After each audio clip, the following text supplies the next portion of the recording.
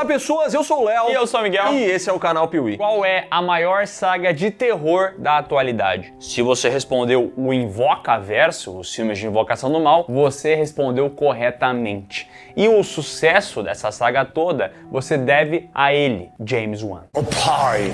E não só a James Wan, mas também a sobrenatural. Isso porque muito antes de A Freira, Annabelle e o casal Warren estarem voando por aí, os filmes de sobrenatural tiveram que andar e abrir muitas portas. Essa foi a segunda saga que a gente fez aqui no canal Piuí, muitos anos atrás. Olha como é que a gente era. Olá pessoas, eu sou o Léo. E eu sou o Miguel. E esse é o canal Piuí. Eram tão jovens, tão bonitos. Vídeos que hoje não tem mais como serem assistidos. Até porque, vamos privar esse vídeo. Sério, esse vídeo ele tá ruim, amigão. Assim, tem muito ruim, né? Tem vídeo que a gente fez antigamente, até dá pra ver hoje em dia, mas esse tá ruim. Hello, no. Esse tá ruim, ele vai sair do ar e a gente agora vai falar sobre todos os filmes dessa saga que recebeu novos longas, desde que a gente fez esse vídeo, entendeu? Trazendo, obviamente, a história de todos eles, algumas curiosidades e a nossa opinião. Então apague as luzes do seu quarto e tome muito cuidado para não dormir enquanto você assiste a saga Sobrenatural aqui no canal Piuí. Tem algo que é quase sobrenatural pras pessoas, que é tipo deixar o like. E eu não entendo muito bem por quê, porque é tão fácil, né? Tipo, se você viu o vídeo e você gosta do que você tá assistindo, você tem que sinalizar, entendeu? A preguiça é tão grande assim. Deixa um like pra nós, vai!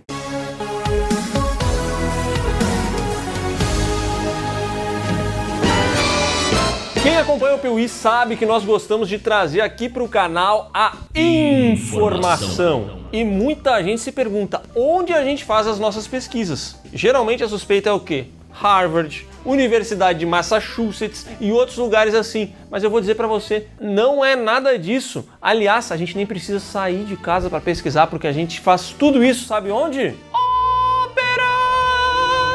Ópera! Ruim, hein?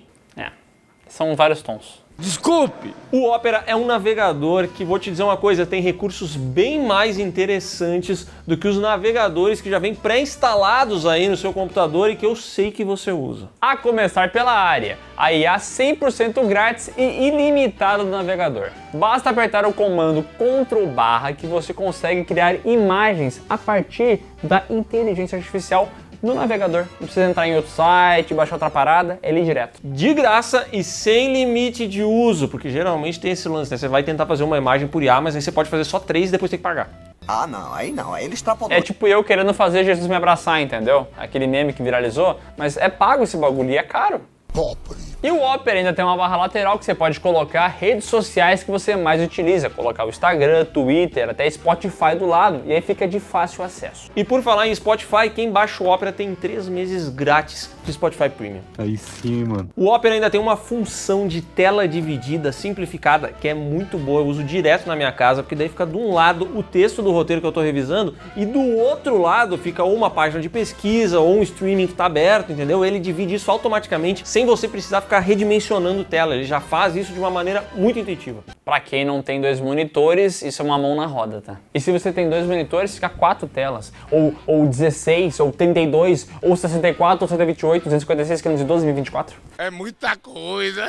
E aí você pensa assim, tá, mas até onde essas multiplicações vão? Não sei, mas a área do Opera sabe. E pasmem, você ainda tem um VPN grátis pra você poder utilizar sempre que quiser. Você vai navegar protegido, aquela parada de VPN que você já tá ligado. O Opera é rápido, seguro, utilizado por centenas de milhões de pessoas pelo mundo e eu tenho certeza que se você der uma chance, você vai perceber que ele tem muitas opções que o seu navegador pré-instalado não tem. Então clica no link que está aqui na descrição e conheça o Opera, um navegador que vai mudar a maneira como você enxerga um navegador de computador. Quando você apertar Ctrl Alt Del no seu PC e dar uma olhada na quantidade de RAM que alguns navegadores utilizam, você vai ficar maluco. Até onde você iria para provar que é capaz? James Wan, após fazer Jogos Mortais lá em 2004, foi elogiado pelo seu trabalho, mas alguns críticos falaram o seguinte: ele só fez sucesso porque tinha violência extrema, eram os famosos torture porn e tal, por isso que as pessoas iam até o cinema assistir e tal, e o filme nem era tão bom. Falando merda, meu irmão. Alugaram um triplex na mente do James Wan e ele falou: não é verdade não, eu consigo fazer algo sem envolver tanta violência assim. Deixa com comigo, Luizinho. Mais do que isso, James Wan sabia que ele conseguiria fazer terror sem precisar apelar pro gore. E foi assim que ele começou a desenvolver Sobrenatural. Que fala sobre dois irmãos que caçam demônios? Salvar pessoas, caçar coisas, o negócio da família. Não é esse aí. Na verdade, a gente tá falando de Insidious, que por alguma razão muito ruim foi traduzido como Sobrenatural, o que causa muita confusão com a série, mas não é desses que a gente tá falando, e sim dos filmes de terror que pavimentaram o caminho para que Invocação do Mal pudesse correr depois. Sobrenatural. Lançado em 2010 com direção de James Wan, roteiro dele e também de Leigh Whannell, que participou lá em Jogos Mortais e também fez seu próprio filme lá, O Homem Invisível, que ele mandou bem demais. Insidious, ou Sobrenatural, abre mostrando uma noiva vestida de preto, fantasmagórica, ao som de 33 violinos desconcertantes e assustadores.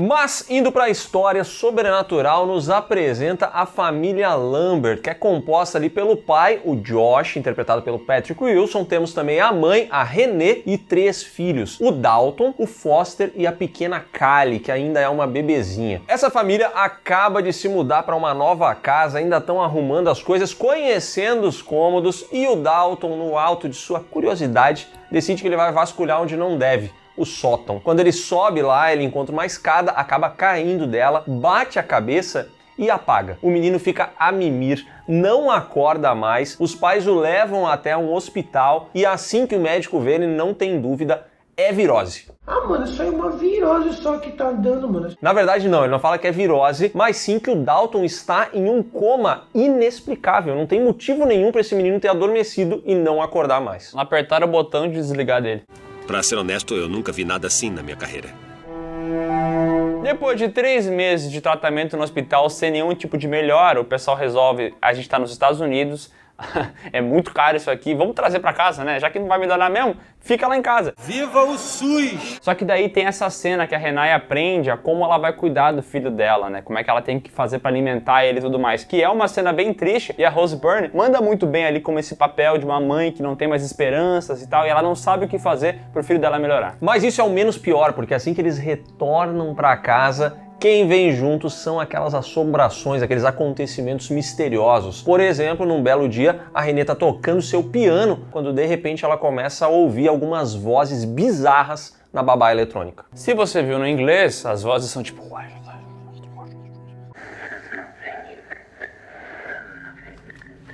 Se você viu um dublado, é tipo assim... Eu tô aqui, eu vou pegar o que eu quero, vou quebrar sua cara, eu vou conseguir, você não é de nada, você tá ferrada. Cara, por que a dublagem fez isso com esse filme? A dublagem desse filme mata ele em vários momentos, porque as vozes eram pra ser só coisa que tu escuta e não... Sussurros. Sussurro, tu não sabe diferenciar se aquilo ali é uma interferência ou se é uma voz mesmo. Mas no dublado, cara, é um monólogo. Você não pode fazer nada. Tá brincando comigo, pegadinho? E aqui tem uma cena assustadora demais, porque a mãe vai falar lá com o Foster, e o Foster, o garotinho menor, fala o seguinte: eu vi o Dalton passando de noite andando. E aí a gente pensa, caraca, mas o Dalton tá apagado faz 3 meses, como é que isso aconteceu? Não gosto quando ele anda por aí de noite.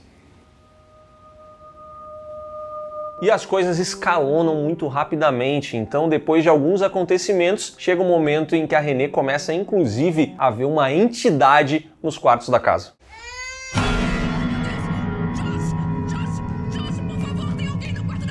E assim, a Renée fica completamente consternada com essa história. Ela chega lá pro Josh, o marido dela, e fala: olha, não tem como ficar nessa casa, essa casa tá amaldiçoada, eu tenho que ir embora daqui. O Josh tenta falar: mas não é nada, se acalma e tal. Ela bate o pé e pela primeira vez na história de um filme de terror, quer dizer, já deve ter acontecido antes, mas me marca que eles realmente decidem que vão mudar de casa, entendeu? Eles fazem isso rápido, eles não ficam enrolando, a casa tá assombrada, vamos embora daqui. Vaza, e o pessoal vai para outra casa. O problema é que na direção do filme e no design de produção também, acaba te confundindo, pois parece a mesma casa. Tu percebeu como não parece ter diferença muito grande nessa mudança? Mesma cidade, mesma casa. Esse filme aqui tem um orçamento bem magrinho, dá pra ver que eles não tinham muita grana, precisavam se virar com o que tava rolando, e a fotografia do filme não ajuda. Esse filme aqui é bem feio, ele é bem saturado, tem momentos em que a tonalidade dele é sépia, tem momentos em que ele é verde, e tudo isso vira um ambiente que muitas vezes até parece que eles estão meio que no mundo dos mortos, sabe? De tão mortas que são as cores que nos apresentam. Eu acho não, é proposital que as cores sejam assim, né? Mas parece que eles pegaram o filme e botaram numa máquina de lavar 23 vezes, cara, porque o que sai dali é um negócio lavadíssimo, não tem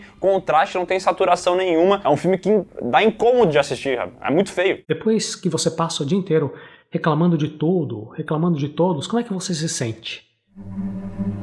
Mas a gente não pode tirar os méritos do roteiro que fez a família se mudar. Olha só, toda vez que a gente assiste um filme, a gente quer que isso aconteça, acontece aqui. E para nossa surpresa, não adianta nada, porque na nova casa eles continuam sendo atormentados e a Renée chega ao ponto até de chamar um padre para ver se ela consegue resolver a situação. É o começo de uma piada, né? O cara chega em casa e encontra a esposa com o padre. O Josh é o famoso descrente, quando ele chega em casa, vê o padre, ele fala, aí, qual é? Ah, mas eu trouxe o padre pra resolver o negócio aqui. Ele não acredita que tem algo sobrenatural acontecendo. Depois de muito bater o pé ali com seu marido, quem acaba aparecendo na casa é a Lorraine. Mas não é a Lorraine Warren, não, é a mãe do Josh, que fala, olha, eu tive um sonho. E nesse meu sonho, tinha uma presença fantasmagórica com o rosto meio vermelho que estava do lado do Dalton. Eu vi esse sonho, era bizarro e tal, e ela começa a descrever essa parada. Entrei no quarto do Dalton. Tinha alguma coisa lá com ele. E enquanto ela vai falando, o Josh, totalmente descrente, ouve aquilo ali e pensa, meu Deus, a minha mãe tá maluca. Só que neste momento, Lorraine olha pra ele e quem está atrás do Josh? O demônio do rosto vermelho.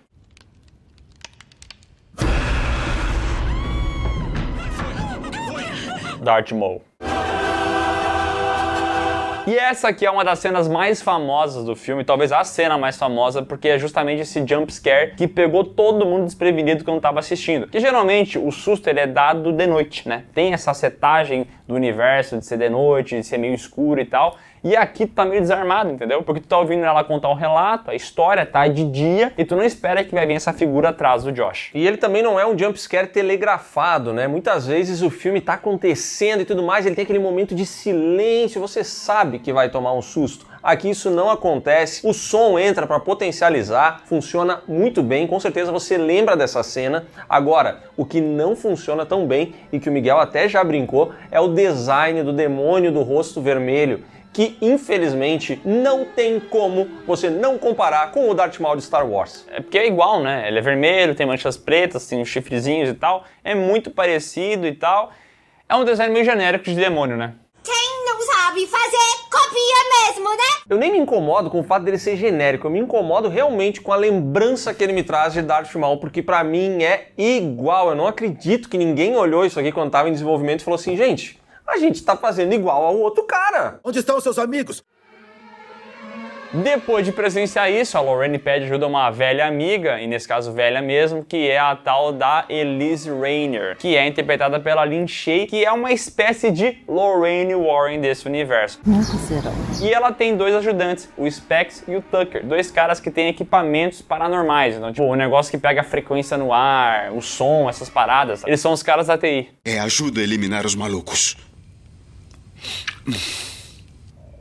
A Elise tem muita experiência e numa primeira investigação ela já encontra entidades malignas ali. Só que ela traz uma revelação para todo mundo. O problema não tá na casa, o problema está no Dalton, é ele que está sendo assombrado e por isso não adianta essa família ficar se mudando de casa em casa, eles sempre serão perseguidos. E ela também revela que na verdade ele não está em coma. O que acontece é que o Dalton tem o dom da projeção astral, ele consegue tirar a alma dele do corpo e quando ele acredita que está sonhando, que está conhecendo outros mundos, na verdade a alma dele está transitando pelo distante, pelo Further, como eles chamam em inglês, que seria o nome original dessa franquia. Um mundo onde várias almas penadas ficam soltas, só esperando a possibilidade de acharem um corpo no mundo real para poderem entrar nele e voltarem à vida. E o corpo do Dalton tá sem alma, então é um receptáculo perfeito para um demônio desse entrar. Estão tentando entrar no corpo físico dele simplesmente porque desejam a vida. E aqui, a Elise é a professora roteiro do filme, né? Porque a gente não sabia nada até então. Ela vem e ela explica tudo como se fosse um TED Talk. Mas é legal o conceito desse universo paralelo e tal que ela explica. Até parece um mundo invertido de Stranger Things. Só que isso aqui é mais antigo, né? Então, Stranger Things parece com isso.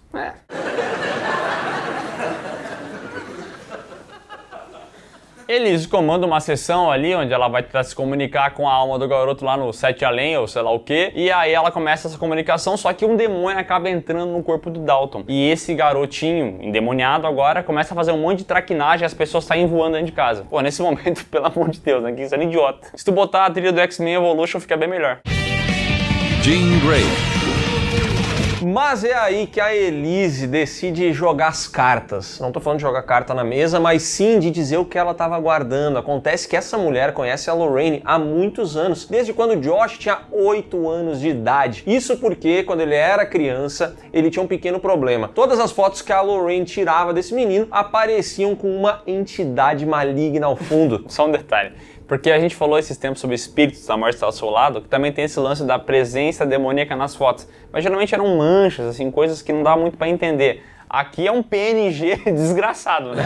Aqui é uma noiva de preto recortada, colada ali, entendeu? O orçamento era baixinho, mas a ideia é legal. Eles falam, sempre aparecia essa noiva de preto, e a Elise foi chamada pra resolver a situação. Foi aí que ela percebeu que o Josh também fazia projeção astral e decidiu suprimir as memórias do garoto. Então ele se esqueceu completamente da noiva de preto que o atormentou durante muitos anos. Ele desaprendeu a fazer essa projeção astral e o único resquício que ficou na vida desse cidadão foi o conselho da Elise para evitar fotos, entendeu? Vai saber, né? Não vamos brincar com o que já tá adormecido. É que ele não gosta de fazer foto, tá ligado? Ele se incomoda com isso, então vai que isso aí destrava as memórias dele, né? Afinal, para apagar as memórias dele, ela utilizou uma pistola hipnótica, né? E aí, apagou. Eu não queria que se lembrasse disso, mas fiz pela segurança do seu filho. Só que agora o Dalton tá tão preso no distante, no além, que a única forma de resgatar ele é justamente pegando uma pessoa que tenha o dom da projeção astral e enviando ela pra lá pra poder trazê-lo de volta. Então esse é o momento em que a Elise fala pro Josh que ele vai ter que desbloquear essas memórias e ir atrás do seu filho. E aí ele instala um chip Matrix pra poder fazer isso. Pois como diria Marcos Mion, o homem que não luta pela sua família, não luta por nada. Pronto. Estou. Eu não sei pra quê, mas eu estou. E esse filme aqui é praticamente o laboratório do James Wan para Invocação do Mal. Então vários tropos que ele vai abordar lá em Invocação do Mal, ele já tinha visto aqui. Tipo, essa especialista idosa em casos paranormais. Lá em Invocação do Mal vai ser a Lorraine Warren. Não tão idosa assim, mas esse mesmo lance de conhecer as paradas, de ter essa equipe de pessoas que levam microfone, câmera e coisa arada. E eu, inclusive, acredito, né? Isso nunca foi dito pelo James Wan, mas na minha visão, a mãe do Josh, a Lorraine, tem esse nome justamente por conta de Lorraine Warren. Acho que o James Wan, o Lee Fuenel já estavam nesse universo, já tinham esse desejo, talvez, e então eles fizeram esse filme que em vários momentos vai lembrar a Invocação do Mal. A principal diferença aqui é que essa obra é totalmente fictícia, enquanto Invocação do Mal é um filme fictício que diz ser baseado em fatos reais. Eu não acredito nesse tipo de conversa, é tudo bobagem. Elise acaba fazendo uma sessão de bongada sinistra, porque ela coloca uma máscara e começa a puxar o bong, e aí, amigo, ela fica pra lá de Bagdá. E quem também fica assim é o nosso querido Josh, que acaba entrando no Sete Além, no mundo invertido, nesse local aí onde tem várias almas penadas, procurando pro seu filho. E ele encontra. Tá lá o Dalton e tal. Só que o Dalton tá sendo supervisionado por essa figura do rosto vermelho, assustadora demais, o Lipstick Demon. E aqui começa a tocar uma música... uma música bem bizarrinha, enquanto ele está afiando as suas garras de Freddy Krueger.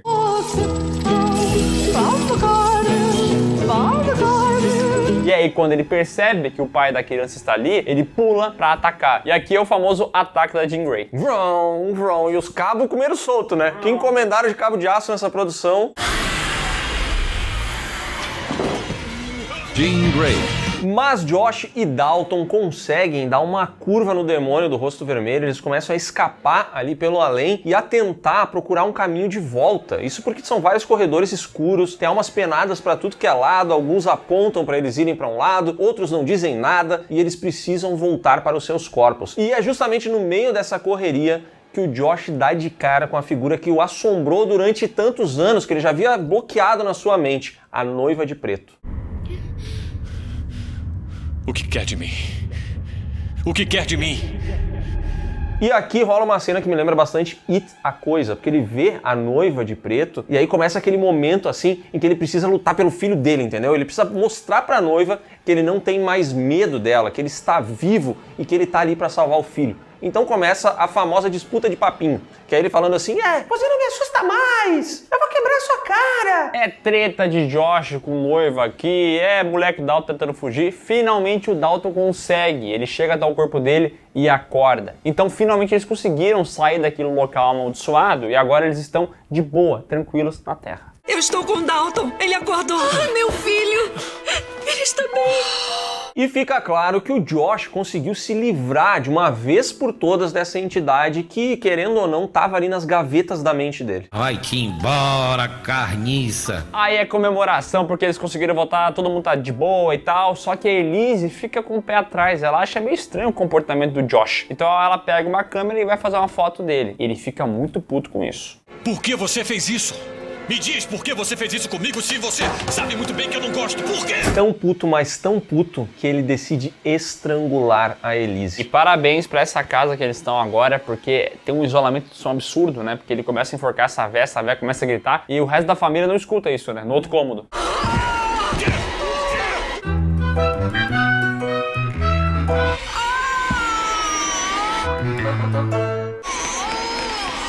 Não escuta, a Elise acaba morrendo, o Josh sai de perto e quando a Renée chega até onde eles estavam, ela só encontra o corpo da Elise e uma fotinho. E quando ela vai pegar essa fotinho pra ver o que tinha na imagem, ela percebe que quando a Elise fotografou o Josh, quem estava ali não era ele, mas sim a noiva de preto que conseguiu assumir o corpo do Josh enquanto ele vagava pelo distante. O filme então encerra com o Josh indo falar com a Renée, ou Renai, e ela ficando assustada demais, e aí dando aquele sentimento de final aberto. O que vai acontecer? E assim, a morte da personagem da Lin Shaye é interessante porque aí o final fica um pouco melhor. Teve uma perda, é um final mais tenebroso e tudo mais. Só que a Lin Shaye tá ligada que o pessoal se arrependeu disso. Porque no futuro dessa saga aqui, essa personagem vai ser muito recorrente, só que mataram ela no primeiro filme, pô. Pro final do filme foi bom, pra franquia, nem tanto. Que vacilo, não. Sobrenatural custou 1,5 milhão, dinheirinho de pinga, e faturou 100 milhões. Isso é um grande sucesso comercial, um dos maiores da história, porque mesmo custando pouquinho, chamou a atenção do público e as críticas foram positivas. Não tão positivas quanto Invocação do Mal, é claro, mas foram positivas, o pessoal curtiu essa história, esse mundo que ele inventou e tudo mais. Assistindo o filme hoje em dia, ele me incomoda muito por ser feio, tá? É o maior problema que eu tenho com ele. Lavagem perfeita, máxima limpeza, zero resíduo. Ele justamente não consegue tanto o renome crítico quanto Invocação do Mal, porque ele parece, de fato, um laboratório para a Invocação do Mal. Ele não tem o mesmo refino técnico, ele não tem o mesmo valor de produção, ele não tem as criaturas tão memoráveis que a gente foi ver em Invocação do Mal. Ele é quase que um Invocação do Mal 0.5, entendeu? É, mas o James Wan é quase Bitcoin, entendeu? Pô, olha quanto valorizou. 1.5 para 100 milhão é muita coisa. Então compra o meu curso. E querendo ou não, por mais que seja um filme de terror padrão, que não traz nada de muito novo, vou dizer, eu acho ele até que muito bem executado e me diverte. Eu acho um filme legal de assistir quando você quer ver um jumpscare, quer ver uma historinha de assombração. Sobrenatural é uma boa ideia. Depois do incrível sucesso do primeiro filme, o Jason Blum, que é lá da Blumhouse, chegou pro pessoal ali, o James Wan e o Lee Fuenel, falou, por favor, faz mais um, porque deu dinheiro, entendeu? Só que nessa altura do campeonato, os dois já estavam envolvidos com Invocação do Mal, que ia ser o grande projeto da vida do James Wan. Só que o Jason Blum pediu com muito carinho, entendeu? E o James Wan admitiu que ele abandonou Jogos Mortais logo após o primeiro filme e que ele queria tratar Sobrenatural com um pouco mais de carinho, ser um pastor melhor, entendeu? Então ele falou assim, beleza, eu tô envolvido em outro projeto, mas eu volto sim. Vou ver aqui, depois eu te aviso, combinado? O dinheiro encantou ele e o Lee Fuenel e os dois retornaram e no tempo de sobra que eles tinham de Invocação do Mal, fizeram esse segundo filme aqui. E dá pra ver que foi bem no tempo de sobra mesmo, né? Sobrenatural. Capítulo 2. Lançado em 2013 com o roteiro de Lee Fuenel e James Wan e com a direção do James Wan, Sobrenatural Capítulo 2 começa com um flashback lá de 1986 e mostra o jovem Josh numa sessão que ele está fazendo ali junto com a jovem Elise, que está ali junto com a mãe do Josh. Eles estão tentando livrar ele daquele mal. Faça o que for preciso. Faça ele acontecer. O filme, então, salta diretamente para onde o primeiro acabou. Mostra que logo depois da morte da Elise, a Renée ficou estranha, mas o Josh agiu com naturalidade, é o marido dela, então... Ele meteu o famoso, onde é que eu tô? O quê? Por que tá me olhando assim? Sabe, não sei o que rolou aqui. Ela, enfim, é o amor da vida dela, ela aceitou ali, ou pelo menos está tentando aceitar a inocência do cara, mas a polícia tá de olho, leva esse pessoal todo para um interrogatório e avisa a Renée. Qualquer tipo de prova vai fazer com que o seu marido vá parar na cadeia, porque ele é o principal suspeito de tudo isso. Mas assim, na verdade, pela justiça, ele já deveria estar na cadeia com prisão preventiva, né? Que tipo assim, uma velha foi enforcada na casa, entendeu? Alguém tem que ser levado sob custódia, né, pô? Porque a velha não ia se enforcar assim com a mão, né? Acontece que ainda não tem as impressões digitais e eles estão esperando isso. Essa polícia americana, eu vou te contar, hein? Tudo corrompido. Depois do interrogatório, eles vão lá pra casa da Lorraine, vão lá morar junto com a mãe do Josh, porque vão esperar pra ver o que vai acontecer. Momento conturbado, momento desgraçado, né? Mas o Dalton tá de volta. O Dalton tá vivo, da Silva, só que ele está falando que tem aparições estranhas naquela casa. E agora ele está vendo alguém com um vestido branco. Aparentemente todo mundo que tem um vestido se interessa pelo Dalton, né? Outra vez? E o Dalton é o famoso imã de merda. Ele atrai essas coisas, então ele tá vendo essa entidade, ao mesmo tempo ele observa algo muito peculiar, que é o seu pai, o Josh, conversando com o nada, trocando uma ideia com alguma coisa invisível que fica falando no ouvidinho dele assim, ó. Mata sua família, faz cocô na calçada, acaba com todo mundo, não deixa like no Piuí. E o Josh segue estranho em vários outros momentos do dia. Inclusive a Renée, ou Renai, ela fica ali pensando, caraca, tá contando com o meu marido, será que ele é normal? Será que é ele mesmo e tal? Só que a polícia liga e fala, olha, a gente fez aqui um estudo pra ver e as impressões digitais que estavam lá no pescoço da falecida Elise não são do teu marido. E aí ela pensa, opa, graças a Deus. Obrigada, detetive. Eu precisava muito ouvir isso. Enquanto isso está rolando, a gente vai acompanhar uma trama com o Specs e o Tucker, os assistentes da Elise, que estão indo na casa da falecida, buscar algumas coisas, investigar o caso do Josh. E aí eles encontram algumas fitas onde eles conseguem ver a sessão original lá de 86 da Elise com o Josh. E quem também aparece nessas imagens é o Josh adulto, que aparece ali junto com a sua versão criança. Viagem no tempo? Algo assim. Como isso é possível? Nós não sabemos. Pra tentar encontrar algum tipo de resposta, eles vão falar lá com o Carl, que é o antigo parceiro da Elise e que já deve ter metido bala no passado também, só que ele não é tão habilidoso assim. Deu pra ver que ele dava uns come na Elise, entendeu? É que o filme não se aborda muito, mas a gente sabe, dá pra ver. Que eles tinham um lance? Tinha um lance, com certeza, afirma aqui. E ele também tem um lance com o sobrenatural, entendeu? Ele manja de como é que fala com os demônios, espíritos. Então o pessoal tem a teoria que dá pra falar com a Elise lá no sobrenatural. Talvez ela esteja lá ainda, dá pra pedir umas coisas, umas dicas, né? Já que o pessoal matou ela no primeiro filme e agora não tem como fazer sem ela, vamos ver se a gente não consegue falar com a além. Eu voltarei. Eles querem descobrir quem matou a Elise, então pensa assim, ó, Carl, vamos lá, vamos tentar entrar em contato com ela. E é justamente isso que o Carl faz. Ele pega os dados dele ali de RPG, começa a jogar e conversar com o espírito de Elise. Você está aqui. Nessa conversa, eles acabam recebendo o endereço de um antigo hospital abandonado. E a Lorraine já trabalhou nesse hospital durante muito tempo. E aí eles vão até lá investigar a situação e é ela que conta uma história sobre o passado desse local, envolvendo um paciente chamado Parker Crane. Esse cidadão tentou se castrar, acabou indo parar no hospital e quando o Josh era criança, que ele ia lá no trabalho da mãe dele e tudo mais, o Parker Crane tentou atacar essa criança a troco de absolutamente nada. Era um velho maluco.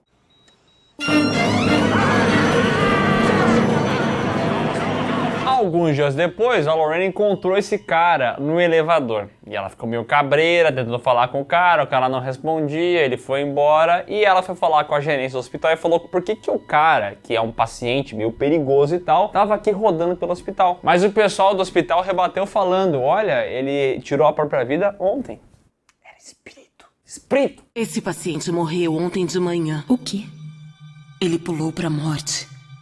O O pessoal entende que tem coisa no tal do Parker Crane, e aí, nesse hospital abandonado, eles localizam ali uma ficha que tem o endereço da família Crane e vão até lá. Nesse local, a Lorraine é atacada por Michelle, que é a mãe do Parker Crane, um espírito usando um vestido branco de noiva, aquele espírito que o Dalton via.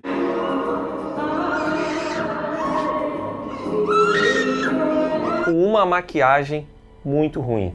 Esse filme aqui já tem um valor de produção mais alto. Vou dizer, podiam ter feito um personagem melhor se não tivesse esse pó branco tão cara de festa fantasia, sabe? Festa de carnaval. Parece a Lady Dimitrescu lá do Resident Evil Village, tá ligado? Que era o rosto bem branco, aquele rímel na cara e tal. Lá é espalhafatoso por um motivo, aqui era pra ser assustador, só fica idiota. Você é que tá bem feio. Mas pelo menos a fotografia do filme deu um salto, né? Agora as cores existem, agora o contraste está ali e tu tem uma imagem que pode ser assustadora em um momento ou outro, mas é mais bonito, né? Dá pra ver que esse filme, obviamente, por conta do sucesso do primeiro, recebeu mais grana pra sua produção. Mas recebeu uma direção mais preguiçosa. Nada me tira da cabeça que o James Wan tava fazendo Invocação do Mal na mesma época e fez isso aqui nas horas vagas, né? Sabe quando ele tinha que... depois do expediente, ele ia trabalhar no serão, aí ele fazia o filme no serão, tá ligado? Porque ele é muito mais preguiçoso, não tem aquela inventividade do James Wan de colocar a câmera em vários lugares da casa, planos de sequências e tal. Não tem isso aqui. Aqui é muito preguiçosinho mesmo. Denúncia. Talvez não foi nem ele que fez. Largou a mentira, né? Desinformação. Foi o Lee Fuenel? Talvez. Vou te processar, amigão. Acontece que todo esse tempo o Carl tava lá jogando os dadinhos dele, mas ele não tava conversando com a Elise, não. Ele estava se comunicando, era com a Michelle, que aproveitou isso para levar eles até essa casa. E ali eles encontram diversos cadáveres, encontram aquele vestido preto de noiva da entidade que tanto atormentou o Josh e vários recortes de jornais. Parker Crane era, na verdade, a noiva de preto. Um serial killer que matou mais de 15 mulheres. Parker usou esse vestido para cometer os crimes. Era o disfarce dele. E eu acho muito legal quando o serial killer faz esse favor para a polícia e para os investigadores de guardar recortes de jornais que contam toda a história dos crimes dele, sabe? Organizado. Facilita muito a vida da polícia. Muito obrigado, muito obrigado. O James Wan e Lee Fuenel pensaram, a gente tem que diferenciar esse filme aqui um pouco do primeiro, porque senão vai virar mais uma história de vamos tirar agora o capeta do corpo do Josh, né? E aí, como é que faz isso e tudo mais? Não, aqui eles começaram a adicionar outros conceitos, novos personagens e um background para cada um deles. Sem dizer também que tem conceitos bem diferentes, como a tal viagem no tempo, que eles já ensaiam aqui no início do filme, com aquela figura do Josh mais velho, mas que vai se desenvolver muito mais na história. De modo geral, o filme tem muito conceito e se você não ficar muito atento, você vai acabar perdendo. Não pela complexidade, mas sim porque é uma grande salada de fruta, entendeu? A impressão que eu tenho é que eles queriam não só diferenciar do primeiro Sobrenatural, mas também de Invocação do Mal, porque se eles fizessem mais um filme seguindo os moldes do primeiro, aí seriam 3 filmes muito parecidos, lançados em janelas muito pequenas um do outro. Tem direito a pedir uma música no Fantástico. René acaba percebendo que Josh não é Josh. Quem está lá é uma outra entidade, Parker Crane. Então o pessoal tem que dar um jeito de tirar essa entidade do corpo do Josh, porque o verdadeiro Josh está lá naquele mundo invertido. Tentaremos acessar o verdadeiro Josh. E se nós não acharmos ele? Sabendo das informações sobre Parker Crane e do risco que a René está correndo, o Carl, o Specs e o Tucker se unem. E eles têm um plano que é o seguinte, colocar o Josh para dormir, o Josh possuído no mundo real, para que assim eles possam fazer uma viagem astral e trazer de volta o Josh verdadeiro para esse corpo, entendeu? Então eles armam todo um plano, vão com uma van até lá, colocam escutas, combinam até uma palavra-chave. Nossa, aqui tem uma cena que era pra ser uma cena engraçada, uma piada. E meu Deus do céu, que dificuldade de escrever humor que esse cara tem, né, velho? Peraí, eu pensei que a gente tivesse combinado que a senha seria unicórnio. Quesadilha é mais fácil de inserir numa conversa. De jeito nenhum. Puxa vida, que gênio do humor você, hein? A ideia, a piada aqui é qual vai ser a palavra-chave. Vai ser quesadilha, vai ser unicórnio. E aí o Specs e o Tucker começam numa discussão. Deveria ser engraçada, mas é muito fora de tom e o diálogo em si não é bom. Então não funciona e esses dois personagens, aliás, agora eles começam a ganhar mais protagonismo, o que é um problema, porque eles também não se encaixam com o tom do filme. Vocês são idiotas. E aí a gente vê aqui o Patati e o Patatá fazendo todas essas atrapalhadas. Enquanto o Carl entra na casa pra botar o Josh pra dormir, porque nessa altura do campeonato o Carl já sabe que aquele ali é o Parker Crane. Aí tem uma cena onde o Parker Crane, no corpo do Josh, percebe que o Carl tá ali por maldade e vai atacá-lo com uma faca. E nesse momento ele tenta se defender e o velho manda bem, tá? Começa a fazer a defesa. Olha, vou te dizer, tá? O que esse velho fez de karatê na vida não tá escrito. E no meio do combate ele acaba gritando quesadilha ou unicórnio, sei lá o que, e aí chegam os dois atrapalhados pra ajudar. E essa cena aqui eu peço pro editor colocar a trilha dos Trapalhões, porque é uma piada, né?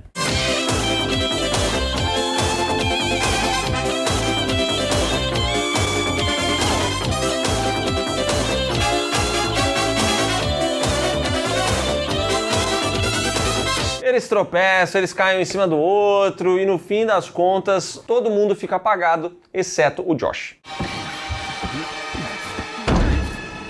É aí que o Carl acorda no plano espiritual, ali no distante, onde ele encontra o verdadeiro Josh. Eles conversam e acabam sendo encontrados também pela Elise. Achou que eu tava brincando? Que tá lá agora assim interpretada pela Lin Shaye e que decide que vai ajudar os dois a voltarem pros seus corpos. Afinal de contas, ainda não tá na hora deles saírem do nosso plano, entendeu? Mas você não vai morrer hoje, ok? E aí eles percebem também que nesse mundo invertido eles conseguem não só andar fisicamente no mesmo local, mas também andar pelo tempo. E aí a gente entende que o Josh agora, do futuro, foi lá pro passado quando ele era criança, tentando avisar sobre as coisas. Foi ele que foi lá pro passado e fez essa imagem que apareceu depois pro Specs e Tucker. Ele tava tentando ajudar. E no primeiro filme também, sabe aqueles momentos onde tocava um alarme e aí ele saiu correr pra ver o que era? Era o tempo inteiro o Josh tentando se comunicar. Tipo Interestelar, lembra aquele lance que o Matthew McConaughey empurra o livrozinho lá? É tipo isso. Puxa, isso é muito interessante. Esse filme se apoia muito no primeiro Sobrenatural, vai ter esses momentos aí que a gente viu lá, sendo modificados aqui, quase como um De Volta pro Futuro, um Interestelar e tudo mais. Ele vai ter a personagem da Elise, que foi descartada no primeiro filme, voltando com tudo aqui, e de modo geral, pra mim, ele parece uma DLC do primeiro. Parece que você assiste o primeiro Sobrenatural e esse aqui traz algumas coisas novas. Então eu acho que, assim, ele nunca consegue caminhar com as próprias pernas. Que tristeza. Quer um exemplo?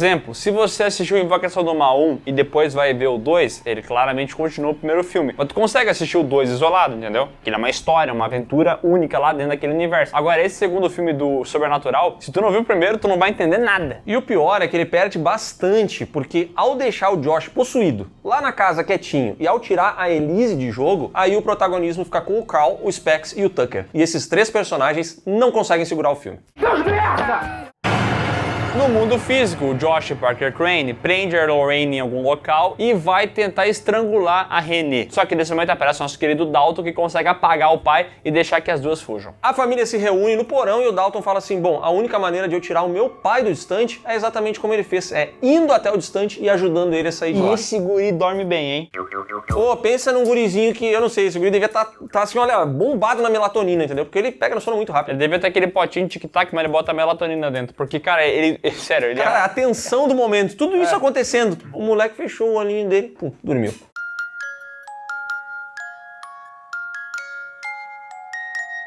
E aí, no distante, Dalton e Josh vão se unir, eles vão obter informações sobre onde é o endereço do Parker Crane, vão ir até a casa dele no distante e descobrirão que, na verdade, durante toda a vida do Parker Crane, a mãe dele, a Michelle, queria que ele agisse como uma menina, e ele nunca quis. E ela praticava uma espécie de tortura psicológica que fez com que ele se tornasse esse serial killer, a noiva de preto. Parker! Não é o seu nome! Seu nome é Marilyn. Essa história, pra mim, é muito mal escrita, muito mal contada, não tem pé nem cabeça. Pra mim, nada tem conexão e tudo foi escrito às 23 horas e 17 minutos, quando James Wan e Lee Fueno estavam exaustos já, pensando em Invocação do Mal. Aí eles estavam se mandando mensagem no WhatsApp, falaram assim, cara, vamos botar isso aqui, isso aqui, isso aqui. Resolvido. A questão é que escrever um filme é tão difícil. E aqui começa a batalha em plano astral, que é uma pataquada atrás da outra. Aparece a mulher do vestido branco querendo atacar todo mundo, mas aqui aparece o Homem de Ferro desse universo, a Elise Rainer, que tem poderes muito incríveis, já que ela está no além, né? E como ela tem conhecimento do além, ela consegue mexer nas leis da física, eu acho. Eu sou o Homem de Ferro. E aqui o filme se divide, né? Porque tem uma batalha no mundo real do Josh tentando invadir o porão e acabar com a vida da família. Here's Johnny! iluminado. Enquanto no plano astral, a gente vê eles batalhando contra a Michelle, a noiva de branco. E é justamente quando eles conseguem acabar com essa entidade que o Josh acaba sendo libertado no mundo real. É ali que o Parker Crane deixa o corpo dele e ele volta a ser o Josh. E eu gostaria aqui também de deixar algumas vaias pra maquiagem do Josh, porque enquanto ele tava ficando mal, a maquiagem dele vai ficando também de uma forma que parece uma maquiagem de festa fantasia. Sério. Sabe o que parece? A maquiagem daquele filme The Thinner, que o cara vai ficando magro. Sim. Tá ligado? Que é aquela ruga bem falsa, né? Tipo isso. Mas isso é horrível. E aí todo mundo volta, feliz, só que eles não querem mais lembrar dessa treta, querem viver em paz. Então o Carl faz o bem dormido e apaga... Pistola, né? Pistola hipnótica.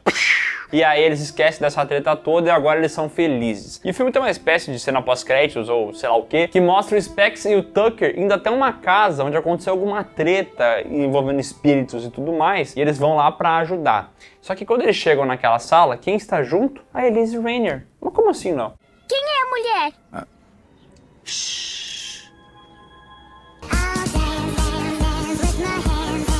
É o espírito da Elise Rainier materializado ali, porque eles mataram a personagem no primeiro filme e não deviam ter matado ela, porque ela é muito importante pra essa franquia. Então agora eles têm que ficar se apoiando no espírito dela, até pra deixar um gancho pra uma continuação. Que vai vir, tá? Porque o terceiro filme é sobre essa história dessa mulher aí.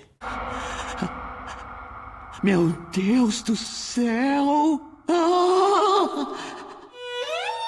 Sobrenatural capítulo 2 teve críticas negativas, ainda mais se tu compara com o primeiro filme, mas foi um sucesso comercial. Custou 5 milhões e faturou 160 milhões. É muita grana, realmente levou a galera ao delírio essa parada, esse mundo que eles inventaram aqui, mas esse filme aqui pra mim é muito fraco. É verdade. Esse filme é muito, mas muito inferior ao primeiro. Eu acho que tudo que a gente falou aqui, cara, pra mim ele realmente parece os refugos de Invocação do Mal. Os refugos de criatividade, sabe? Aquilo que eles não conseguiram botar em Invocação do Mal, acabou vindo parar aqui. É um filme muito inferior ao primeiro, ele tem um valor de produção maior, então o filme é mais bonito, dá pra gente ver as locações muito mais completas, a casa parece uma casa de família de verdade e tudo mais, mas é um filme dirigido no modo automático do James Wan. Eu, inclusive, assim, não quero levantar nada, né? Mas talvez a acusação do meu colega aqui tenha razão, porque em muitos momentos parece que foi o Leigh Whannell ali, ainda sem muita experiência, que dirigiu. Tem que falar assim, o Leigh Whannell hoje em dia é um diretor mais competente, ele fez bons projetos, mas naquela época ele também estava começando, então pode ser que às vezes, quando o James Wan tinha que ir lá filmar uma Invocação do Mal, ele largava a câmera da mão do Leigh Whannell e falava, faz aí pra mim. Essas são acusações muito graves, senador. Ele fica bem abaixo do primeiro e pra mim eles acertaram no que a gente vai ver na próxima parte dessa saga, que é começar a falar sobre o passado. Porque eu acho que com esses personagens aqui, daqui pra frente, não tinha muito mais o que ser explorado. Então eles tiveram que voltar atrás e trazer quem de volta? Elise Rainier. Então é isso, pessoal. Se você gostou desse vídeo, dá um like aqui embaixo, se inscreve no canal, marca o sininho e comenta. Tá feliz com essa saga remake? Porque muitas pessoas pedem pra gente refazer essa saga, porque teve lançamento e tal. Na verdade é porque o vídeo tava uma merda aquilo lá, né? Mas a gente fez, deixa aqui sua opinião e no próximo vídeo aí sim a gente vai explorar novos conceitos dessa franquia que finalmente vai se desprender um pouco de Invocação do Mal. Amém.